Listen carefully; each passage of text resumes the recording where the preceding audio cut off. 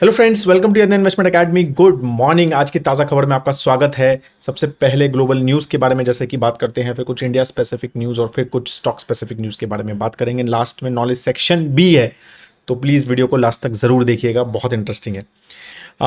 Start करने से पहले just want to tell you about the Pune का हमारा 1-to-1 face to face session है, right, on 20th of April। ठीक है, तो वो it is on the topic of how to manage retirement corpus on wealth, जो हमने लास्ट मंथ जो है किया था इन मुंबई। लास्ट मंथ या दिस मंथ इसी मंथ किया था मुंबई में। Similar session we are planning in Pune as well.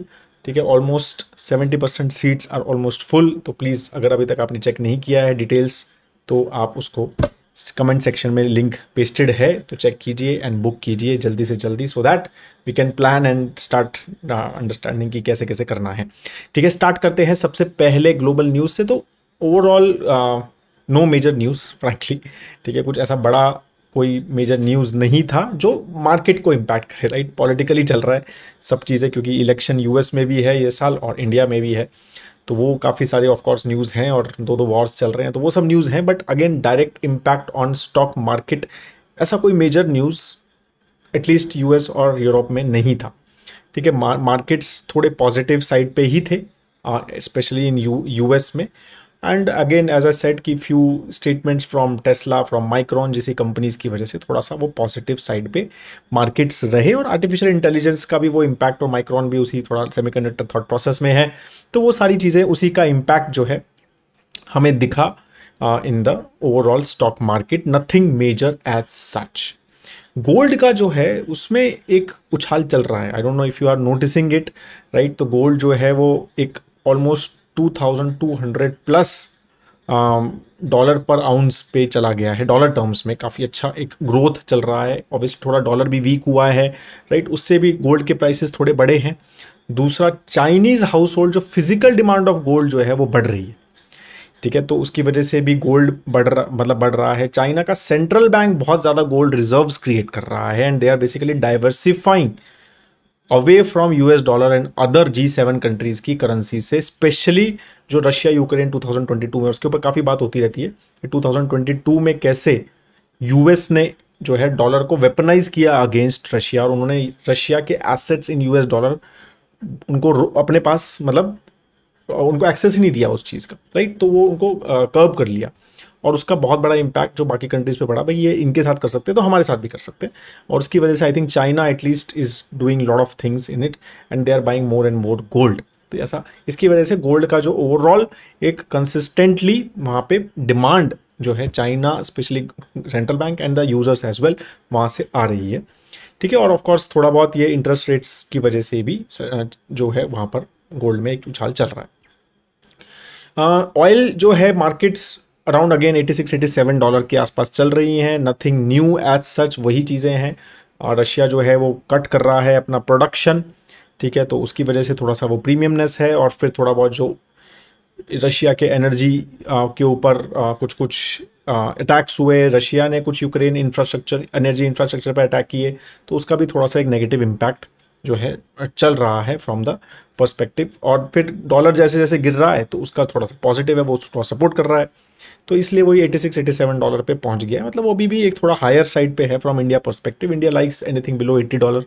ठीक है, तो एनीथिंग अबव $80 तो वो थोड़ा पिंच करता है इंडिया को फ्रॉम इन्फ्लेशन पर्सपेक्टिव। अब इंडिया की इकोनॉमी के बारे में बात करें तो इंडिया का करंट अकाउंट डेफिसिट जो है दिसंबर का जो नंबर आया है Q3 FY24 का, तो वो सिर्फ $10.5 बिलियन पे आ गया है, तो which is consistently going down. ठीक है, अगर हम as a percentage of GDP का देखें तो 1.2%, राइट, करंट अकाउंट डेफिसिट जो है वो आया है। तो बेसिकली एक्सपोर्ट माइनस इम्पोर्ट या इम्पोर्ट माइनस एक्सपोर्ट, इस तरह से आप इम्पोर्ट माइनस एक्सपोर्ट को बेसिकली करंट अकाउंट डेफिसिट से देखा जाता है। तो इससे ये है कि ऐसा नहीं है कि एक्सपोर्ट ज़्यादा बढ़ रहे हैं और इसकी वजह से ऐसा हो रहा है कि इम्पोर्ट्स भी बेसिकली कम हो रहे हैं, और एक्सपोर्ट्स भी जो हैं वो उतनी ज़्यादा बढ़ नहीं रहे हैं। एक्चुअली इम्पोर्ट्स ज़्यादा फास्ट कम हो रहे हैं। ठीक है, तो ये दोनों चीज़ें बेसिकली इंपैक्ट कर रही हैं। एक तो यूएस मतलब क्रूड ऑयल का थोड़ा सा प्राइस कम होना, जब हम 100 वगैरह की जैसे लास्ट ईयर जिस हिसाब से थे, उसका भी इम्पैक्ट है। अगर हम ईयर ऑन ईयर ग्रोथ के हिसाब से देखें, last year current account deficit $17 billion के आसपास था, वो 10 के आसपास है। तो वो सारी चीज़ें भी हैं, राइट। तो और थोड़ा बहुत एक्सपोर्ट का भी ग्रोथ है, सर्विस एक्सपोर्ट जो है वो 5% से बड़ा है, तो last year it was not that great, अब थोड़ा सा बेटर हुआ है। तो वो सारी चीज़ें पॉजिटिव नेगेटिव इसकी वजह से थोड़ा इम्पैक्ट जो है ओवरऑल हमारे करंट अकाउंट डेफिसिट पे रहा। S&P ग्लोबल रेटिंग्स ने इंडिया की जीडीपी ग्रोथ रेट को अगेन अपग्रेड किया है। उन्होंने पहले 6.4% बोला FY25 की, FY25 में उन्होंने 6.4% बोला था, अब 6.8 कर दिया है। RBI 7 बोल रहा है, तो क्लोज आ गए हैं RBI के एस्टिमेट से। हम लेट्स सी, ये अपग्रेड चलते रहते हैं and we have seen that, right. तो ये बिल्कुल 2 महीने 1 महीना पहले तक चलेंगे, अभी तक FY24 के अपग्रेड हो रहे हैं, ठीक है। तो ये सब चीज़ें with pinch of salt we should take, but मतलब it just tells you the direction कि भाई क्या सोच रही हैं कंपनीज। तो अपग्रेड हो रहा है तो मतलब कुछ पॉजिटिव उनको कवरेज नज़र आ रही है। एक बहुत इंटरेस्टिंग, जिम रॉजर्स एक बहुत फेमस इन्वेस्टर रहे हैं, जॉर्ज सोरोस के साथ उन्होंने सोरोस इन्वेस्टमेंट फर्म में काम किया है, राइट। एंड व्हेन ही ग्रोस, सोरोस जो बहुत ग्रो किया उन्होंने, तो उसमें ही वाज आल्सो पार्टिसिपेटिंग। तो ये काफ़ी एक इनका मतलब अच्छा राइटअप्स वगैरह रहते हैं, काफ़ी इंटरेस्टिंग इनके आर्टिकल्स वगैरह रहते हैं, राइट। तो इनका एक बहुत ही इंटरेस्टिंग एक इंटरव्यू था on business today and I was reading about it, और उसमें बहुत इंटरेस्टिंग कुछ स्टेटमेंट्स थी, तो I just want to tell you about it. तो उन्होंने क्या बोला है कि उनको पूछा कि भाई इंडियन गवर्नमेंट के बाद आपकी क्या एडवाइस है to Indian investors, right. What are your advice for Indian investor, and this is the exact line he said, let Americans buy bond, you buy equities, asserting that India is in a sweet spot and has even more potential to be even better in the future if the government can keep delivering on its promises. For the first time in my life, I am beginning to think that Indian government is getting it right. 2015 में इनके पास कुछ investments थे India में, they sold everything in 2015 की rally में, ठीक है। And now he is saying these things. तो बेसिकली अगेन मतलब it's, I am not saying कि ही इज़ राइट और he is wrong, I am just saying कि we should see the trend, right, कि वो लोग क्या बोल रहे हैं इंडिया के बारे में, एंड अकॉर्डिंगली हमें वो सब चीज़ें थोड़ा समझनी चाहिए, ध्यान रखना चाहिए हम जब अपनी इन्वेस्टिंग कर रहे हैं। लाइक बहुत सारे लोग बोलते हैं ना, is it a right time to invest, is it right time to enter. तो वो सारी चीज़ें हमें समझना है कि people are investing and people are thinking lot of good things are may happen in India in future as well.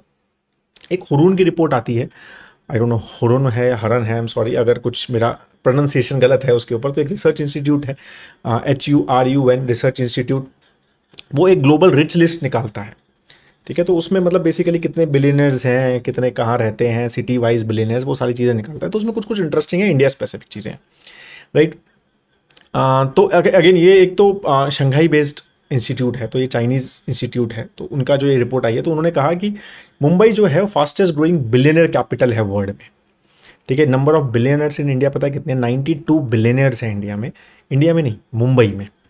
जो सबसे ज़्यादा किस में है, न्यूयॉर्क में 119 है, नंबर 2 लंदन है 97, we are number 3, Mumbai sorry not we, Mumbai is number 3 with 92 billionaires Mumbai में रहते हैं। Of course Mukesh Ambani ji is the number 1 in it and Adani I think is number 2, ठीक है। तो वो चीज़ें हैं। New Delhi has also entered in top 10 cities in the world now in terms of billionaire list, तो वो भी काफ़ी इंटरेस्टिंग चीज़ें हैं। ओवरऑल इंडिया में कितने बिलियनर्स पता आपको? ओवरऑल उन्होंने बोला कि इंडिया में 271 बिलियनर्स हैं, और ये 94 लोग ऐड हुए हैं इसमें, 94 लोग, ठीक है, इन लास्ट 1 ईयर। और चाइना सबसे, इंडिया 271 बिलियनर्स हैं, और चाइना में कितने बिलियनर्स हैं? 814 बिलियनर्स हैं। यूएस में 800 बिलियनर्स है। तो China actually has more billionaires than US, ठीक है। बट चाइना में रिड्यूस हुआ है ये नंबर, 155 जो है उससे कम हुआ है 2022 और 23 के नंबर्स हैं ना सारे, तो 155 कम हुए हैं। जबकि यूएस में ऐड हुए हैं, यूएस में नंबर ऑफ 109 बिलियनर्स बढ़े हैं, because markets have done very well for US, और Chinese markets have not done well in last 1 year. तो we know that Indian markets have done very well, तो इसलिए हमने 94 नए बिलियनर्स ऐड किए, US ने 109 नए बिलियनर्स ऐड किए, और चाइना ने 155 बिलियनर्स लूज किए, मतलब कम हो गए उनके। तो ये बेसिकली ओवरऑल इंटरेस्टिंग है। तो वी शुड नो कि how things are, like how India is growing. तो ये सारी चीज़ें बेसिकली अपने को एक कंपैरेबल देती है। नंबर 3 हो गया मुंबई बिलियनर्स में। तो इंफ्रास्ट्रक्चर आई होप कि इंप्रूव हो, और हो रहा है थोड़ा थोड़ा। I just went 2 weeks back, तो इम्प्रूव है, but I am sure we need much much better अगर उसको उस न्यूयॉर्क और लंदन लेवल पे जाना है तो। अब हम कुछ स्टॉक स्पेसिफिक न्यूज़ की बात करते हैं। तो कल stock insurance stocks did very well, ठीक है। एंड रीजन वाज कि आईआरडीए ने एक सरेंडर वैल्यू क्लॉज था, तो उन्होंने बोला था कि भाई सरेंडर वैल्यू जो है specially in few of the क्या कहते हैं नॉन लिंक्ड इंश्योरेंस पॉलिसीज, ठीक है, तो सरेंडर वैल्यू बहुत ज़्यादा कम देते हैं। आप बीच में अगर कोई निकलता है तो आप बहुत ज़्यादा पैसे काटते हैं, और ये सारी चीज़ें होती हैं, we know that right, insurance product में, राइट। तो इसीलिए we mostly tell people not to mix insurance and investments in. अगर आपको इंश्योरेंस लेना है तो सिर्फ टर्म इंश्योरेंस लो, बाकी एंडोमेंट पॉलिसीज वगैरह मत लो। तो ये इसीलिए कहा जाता है क्योंकि बहुत ही ज़्यादा खतरनाक क्लॉज रहते हैं कि अगर आपको बीच में पैसा चाहिए तो you get very very small amount, क्योंकि सरेंडर वैल्यू जो क्लॉज है वो बहुत। तो उसको ठीक करने के लिए आईआरडीआई ने कुछ निकाले थे, चीज़ें निकाली थी कि ऐसा ऐसा करना चाहिए, और मतलब सरेंडर वैल्यू ताकि ज़्यादा मिल सके इन्वेस्टर को, ठीक है। अगर उसको जल्दी निकलना है, जैसे कोई एंडोमेंट प्लान है 20 ईयर्स का, किसी को 7 साल 8 साल के बाद निकलना है, तो ऐसा नहीं है कि वो लॉस में निकल रहा है। तो इस तरह का थॉट प्रोसेस से आईआरडीए ने कुछ क्लॉजेज निकाले थे, गाइडलाइंस निकाली थी, ठीक है। उसके ऊपर काफ़ी सारे कमेंट्स आए, इंश्योरेंस कंपनी से कमेंट आए, तो आईआरडीए ने वो क्लॉज वापस ले लिए, वो गाइडलाइंस वापस ले ली, ठीक है। और उसकी वजह से क्या हुआ है कि स्टॉक्स बढ़ गए। तो स्टॉक्स क्यों बढ़े? क्योंकि इसमें बहुत प्रॉफिट है ना उनको, मतलब इन्वेस्टर नहीं बोलना चाहिए, मतलब जो इंश्योरेंस बायर है उसके लिए नुकसान है, लेकिन कंपनीज प्रॉफिट्स कमाती हैं, राइट, अगर हाई सरेंडर वैल्यू रहता है। तो इसकी वजह से सारे इंश्योरेंस स्टॉक्स कल अच्छे रहे, but overall I think this is not long term, this doesn't look very nice frankly. मतलब मेरे को लगता है कि ये चीज़ें इंप्रूव होनी चाहिए, तभी थोड़ा ट्रस्ट भी आएगा इंश्योरेंस कंपनीज पे और लोग ज़्यादा करेंगे, मुझे ऐसा लगता है। एस्टर डीएम हेल्थ केयर करके एक हॉस्पिटल कंपनी है, उसमें एक पी फर्म है Olympus, they are planning to sell 10% stake. तो मोस्टली एक्सपेक्टेड है कि आज जो है वो उसका वो होगा, मतलब ब्लॉक डील जो है वो एक्सपेक्टेड है, राइट। तो they have almost 19% stake, right. उसमें से almost 9.8% stake basically they are planning to sell. It is basically Middle East में एक हेल्थ केयर हॉस्पिटल कंपनी है एस्टर डीएम, राइट। मतलब इंडियन कंपनी है बट मिडल ईस्ट में उनके हॉस्पिटल्स हैं। स्टैंडर्ड चार्टर्ड बैंक जो है वो सीडीएसएल में अपना पूरा का पूरा स्टेक बेचने के प्लान में, राइट। 7.18% स्टेक है उनका सीडीएसएल में, $151 मिलियन का they are planning to sell, ठीक है। 6.3% के डिस्काउंट पे, ठीक है। तो again lot of these block deals are happening, तो उससे पता चलता है कि मार्केट से एक अच्छे लेवल पे है, ठीक है। ये भी चीज़ें ध्यान रखनी। सिप्ला जो है उन्होंने एक उसमें, हाँ, सनोफी ने एक सिप्ला के साथ टाइप किया है कि उन्होंने कहा है कि भाई हमारी जो सेंट्रल नर्वस सिस्टम की कुछ प्रोडक्ट्स हैं they will be promoted and distributed by Cipla, ठीक है। और ये टिपिकली काफ़ी सारी एमएनसीज कंपनी करती हैं इस तरह की चीज़ें, क्योंकि एमएनसी कंपनी का इतना अच्छा डिस्ट्रीब्यूशन और इतना अच्छा प्रमोशनल सिस्टम नहीं रहता है इंडिया में। तो they take help of lot of domestic players कि भाई ये ब्रांड हमारा है और तुम जो है इसको बेचो। टिपिकली काफ़ी सारी डील्स इस तरह की रहती है फार्मा में। अदानी पोर्ट्स ने 95% स्टेक लिया है गोपालपुर पोर्ट, उड़ीसा बेस एक गोपालपुर पोर्ट है, जो कि 3350 करोड़ की डील उन्होंने की है, राइट। तो दे आर एक्सपेक्टिंग कि भाई ये लॉजिस्टिक जो है इन स्पेशली ओवरऑल हमारा कार्गो वॉल्यूम बढ़ेगा, राइट। और उड़ीसा और नेबरिंग स्टेट्स में हमारे जो माइनिंग हब्स हैं वहाँ पे we will get a good strategic port, ठीक है। And they are always all you know right, Adani port is already number 1 port company in India, sea port company in India. तो would we know all this, so this is one more and they have done a lot of acquisition, मतलब they are very aggressive and acquisition oriented company, so तो ये एक important news on that as well, ठीक है।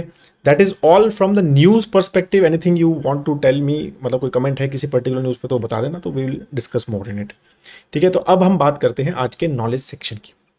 बहुत interesting image थी विच I learn again, ये आपके सामने है वो इमेज। तो ये एक नवल रविकांत करके एक ट्विटर हैंडल है, he is I think one of the P investor as well, right. तो काफ़ी एक अच्छा नाम है उनका, but I don't follow him as is बिल्कुल बहुत ही ज़्यादा क्लोजली फ्रैंकली, पर ये बहुत ही अच्छा मुझे इनकी एक राइटिंग दिखी। तो उन्होंने कहा लाइफ फार्मूलेज लिखे उन्होंने कि लाइफ के क्या क्या फार्मूलेज हैं, और ये फार्मूले में मतलब लाइफ को समझाने की कोशिश की। और ये मतलब बीइंग एन इंजीनियरिंग बैकग्राउंड, तो ये टिपिकली थोड़ा हमें सब अच्छा लगता है ये सारी चीज़ें कि कितना ज़्यादा हम उसको ऑब्जेक्टिफाई कर सकते हैं, राइट। जो चीज़ शायद वैसे हम लगता है कि नहीं यार, बट बहुत अच्छे से इन्होंने जितना भी अच्छे से एक्सप्लेन करना चाहा वो करा। और मैं भी अपने थोड़े से कमेंट्स इसमें दूंगा, और I will ask you also कि आप भी बताना कि आप इसमें क्या क्या करते हैं, ठीक है। तो हैप्पीनेस को उन्होंने कहा कि हैप्पीनेस की इक्वेशन क्या है, health plus wealth plus good relationship, right. तो आपकी अच्छी हेल्थ हो अच्छी वेल्थ हो और एक अच्छे रिलेशनशिप्स हो। ये 3 चीज़ें अगर आपके पास हैं तो आप हैप्पी हैं, राइट? बिल्कुल टिपिकल, राइट? भाई अच्छी हेल्थ है और वेल्थ है और रिलेशनशिप अच्छे हैं, स्पेशली फैमिली मेम्बर्स से, फ्रेंड्स से, तो और क्या चाहिए? तो परफेक्ट है, right? Anything else I don't think he has missed. अब इन्होंने क्या किया, एक एक चीज़ पिक की है। हेल्थ को उन्होंने कहा कि भाई हेल्थ अब की क्या इक्वेशन है? हेल्थ है कि एक्सरसाइज करो, डिसेंट डाइट लो और अच्छे से स्लीप लो। ये 3 चीज़ हेल्थ के लिए है कि आप 3 चीज़ करो। अब फिर उन्होंने एक्सरसाइज को बोला, तो मैं अपना बताऊंगा, high intensity resistance training plus sports plus rest. तो रेस्ट तो मैं बहुत करता हूँ ठीक है, but I don't think high intensity, I don't know what does that even mean. ठीक है, स्पोर्ट्स भी बहुत ही रैंडम, आई डू योगा थोड़ा बहुत, half an hour 45 minutes in a day, थोड़ा बहुत walk, again 15-20 minutes, half an hour, that's it, more not more than that I get a time, again that is also not very regular frankly। ठीक है, तो मैं वो करता हूँ, I think I need to improve, ठीक है, based on this.